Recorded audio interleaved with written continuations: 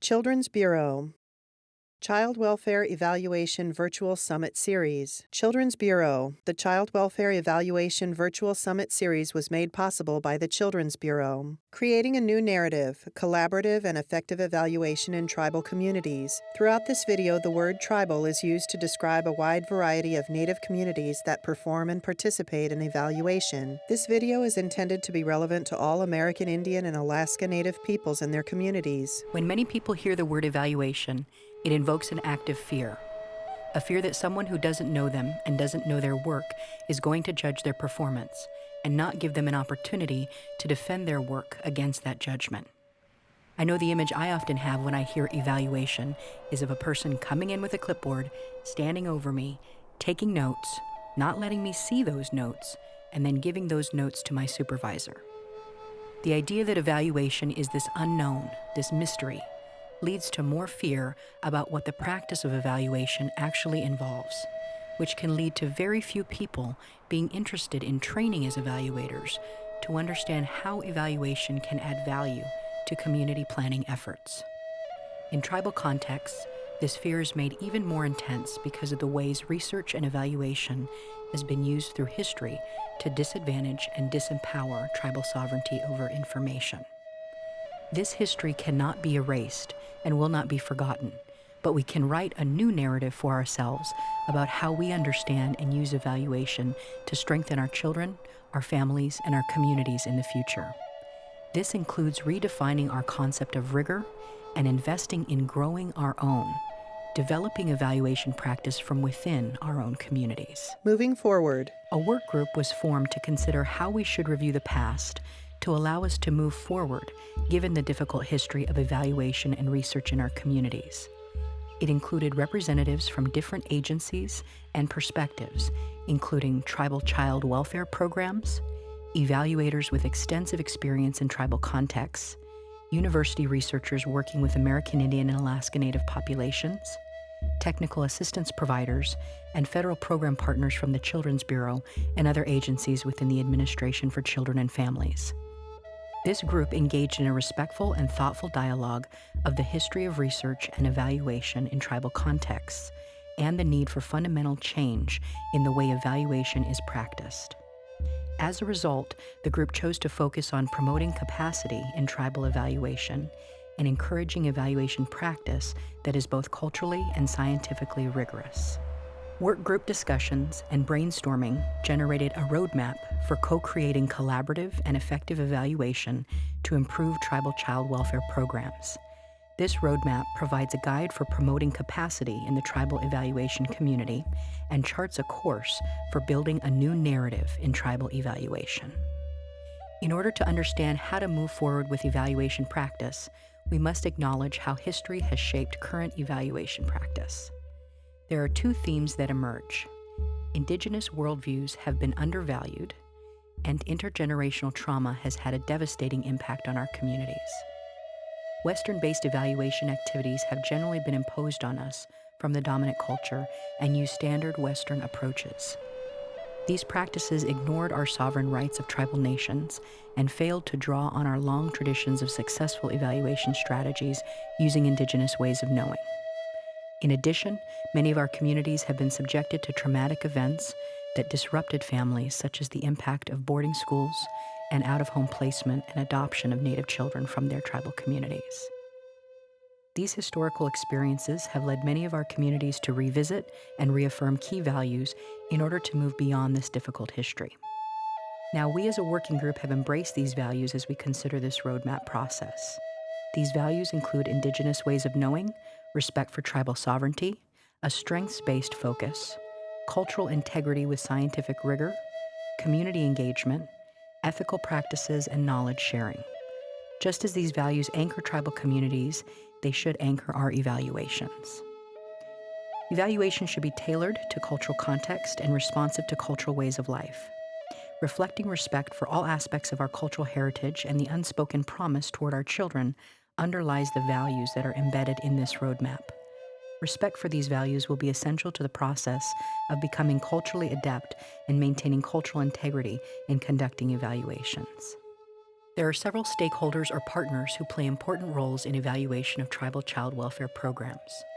Program directors, tribal evaluators, evaluation partners, and program staff are often primary stakeholders in evaluation. They are at the heart of evaluation practice. Others collaborate with the primary stakeholders and provide support, guidance, and context for the evaluation process. Stakeholder collaboration is central to improving the priority areas identified in the roadmap, which are divided into two categories: relationship building and knowledge and skill building. The work group identified 5 key priorities for relationship building, including 1. Successful evaluation practice requires community participation in determining priorities and creating meaningful evaluation questions. 2. Evaluation should be anchored in cultural and ethical practices. Conversations with our community stakeholders ensure that evaluation plans honor cultural ways and respect our local values. 3. Clear guidelines and examples of evaluation components are an important way for program directors and staff to see the benefits of program evaluation. 4. They should help generate a shared agenda and purpose for the evaluation. 5. Transparency in evaluation and translation for community is essential to building trust. Many of us have experienced evaluations that have been insensitive to local needs and in some cases have done direct harm to our communities.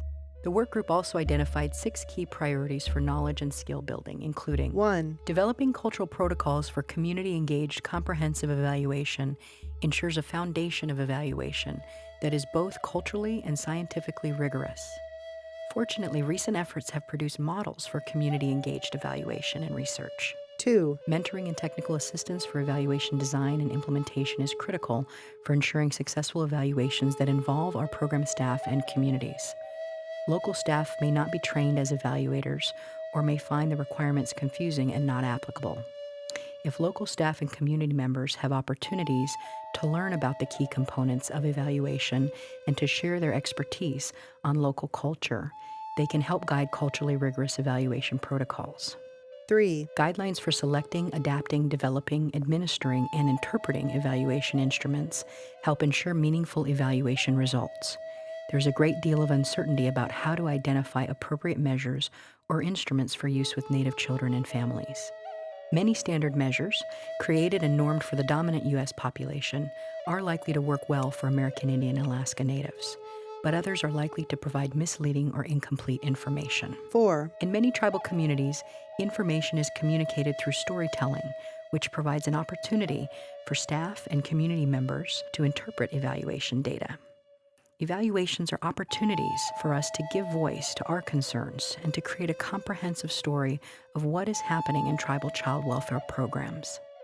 5. Too often, data are collected but not fully understood or used. Training in the identification, use, interpretation, and storage of data helps ensure it can be utilized more fully in guiding tribal child welfare practice. 6. It's common in most tribal communities for multiple data collection efforts to be underway with limited coordination between the efforts. Consolidation and coordination of data across community programs will help to provide complete information and reduce duplication of efforts. One priority cuts across relationship building and knowledge and skill building. Growing our own has become a priority in many tribal communities, with an emphasis on supporting the training and career development of tribal members who are participating in the evaluation process. The next generation of evaluation practice will involve developing infrastructure for evaluation oversight and practice in child welfare, and providing opportunities for mentorship and training to emerging tribal evaluators. The goal in addressing these priority areas is to foster a new roadmap for evaluation.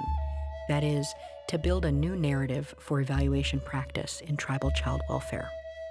This new narrative for evaluation practice has 6 key goals. 1. Collaborative, culturally responsive evaluation that fits the needs of the community. Evaluation should be locally and culturally relevant. 2. Evaluation should promote system improvement by providing information about how to better serve our children and families. 3. Evaluation should also be guided by local questions, data, and insight. This process is challenging. However, the roadmap supports the ability of the local staff to formulate what questions to ask and what kinds of information they need to consider for program improvement to drive evaluation plans. 4. Meaningful analysis that is firmly rooted in local questions allows evaluators to identify anticipated outcomes, select or create sensitive measures to those outcomes, and design an evaluation plan that allows clear comparison of the effects of cultural adaptation on those outcomes. 5. Bidirectional and reciprocal learning is inherent in this process of creating a new narrative. For example, program directors should have opportunities to learn about the evaluation process and to participate in and inform local evaluations. 6. American Indian and Alaska Native communities should have the best blend of experiences and evaluation skills that support the process that is sensitive to cultural context and committed to scientific principles. It may be helpful to compare the old method of evaluation practice to the new narrative and what we hope to accomplish. In the old narrative or the old method, program directors had little input and scientific experts directed evaluations in tribal communities. In the new narrative, programs will rely on their own training in scientific methods and their own cultural expertise to partner with evaluators who are more sensitive to tribal contexts. Together, they create team-led evaluations built on mutual power and respect. As another example, in the old narrative, reports were created in scientific language that was inaccessible and lacked relevance to tribal communities. In the new narrative, evaluation narratives are created to tell the stories of program outcomes to our tribal governments and communities in language that is clear and easy to understand. And finally, in the old narrative, conclusions were generated by outside evaluators who interpreted data out of context, did not recognize our history of trauma or oppression, and had little or no input from our local cultural experts. In the new narrative, conclusions are firmly grounded in our cultural context, with program staff, cultural experts, and others in our communities engaged in interpreting findings and invested in child well-being. The roadmap provides a means for moving beyond a difficult history of fear and distrust in the evaluation process, and highlights how building relationships, knowledge, and skills can create a new narrative for evaluation in our communities.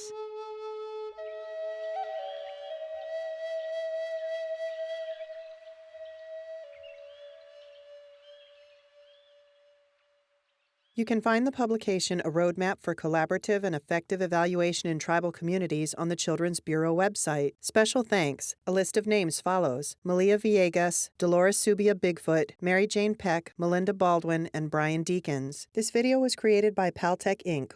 One final graphic, Child Welfare Evaluation Virtual Summit Series.